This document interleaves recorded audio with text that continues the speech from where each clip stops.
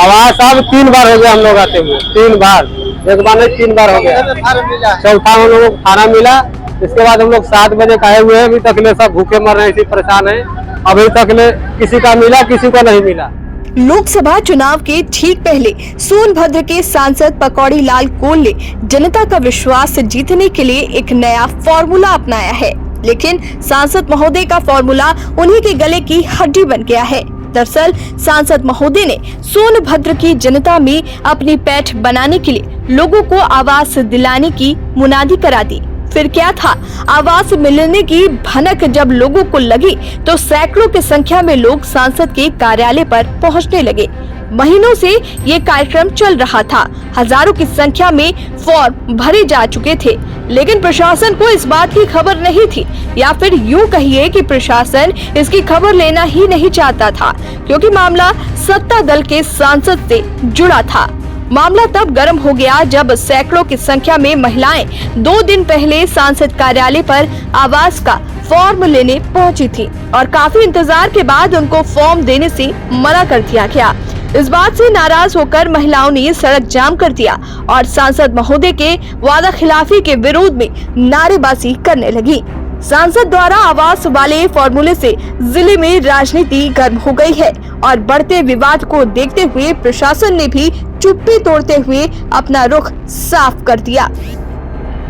सपा के पूर्व विधायक ने सांसद के इस फॉर्मूले पर चुटकी लेते हुए कहा कि जब सांसद कभी क्षेत्र में गए ही नहीं तो ऐसे में इस फॉर्मूले को अपनाकर पार्टी की छवि खराब कर रही है। प्रशासन को इस पर कार्रवाई करनी चाहिए।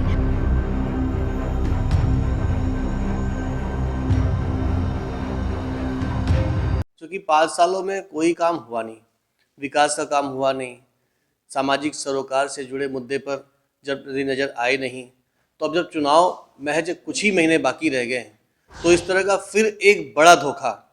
और ये अलग बात है कि इस बार ये धोखा चुनाव के पहले ही जनता के सामने खुल गया।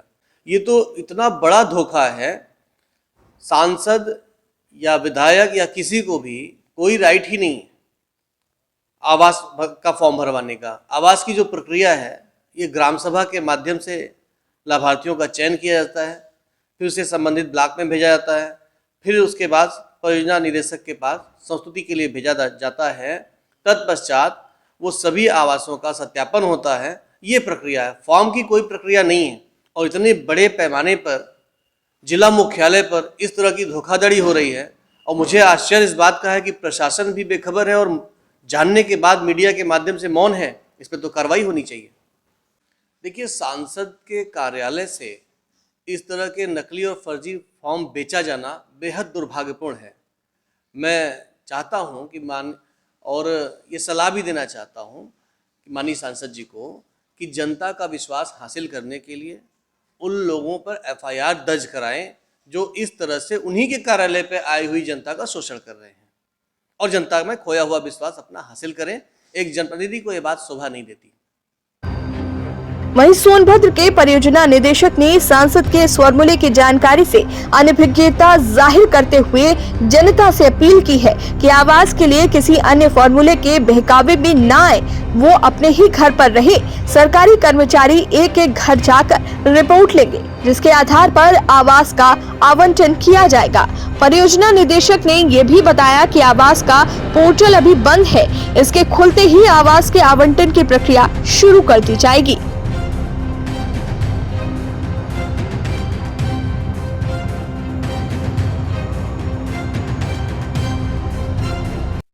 माननीय सांसद जी के यहाँ क्या हो रहा है इसके विषय मुझे जानकारी नहीं है।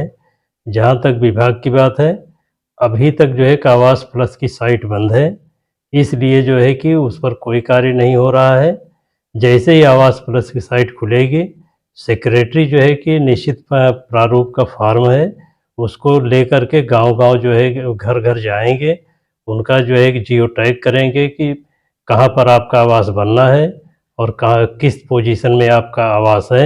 इसके बाद जो एक सूची हमारी बनेगी, जो भी पात्र होंगे उनको आवास प्लस पर लोड किया जाएगा। हमारा जो हमारी प्रक्रिया है वो मैं बता रहा हूँ, इसके अतिरिक्त मैं और कुछ नहीं कह सकता।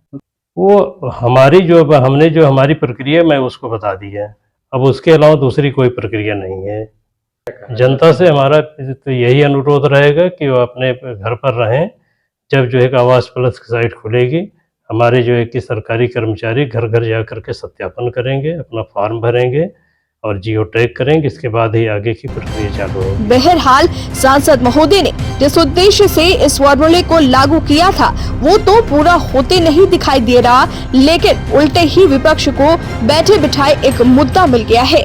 वहीं अधिकारी भी दबी जुबान से इसका विरोध कर रहे हैं।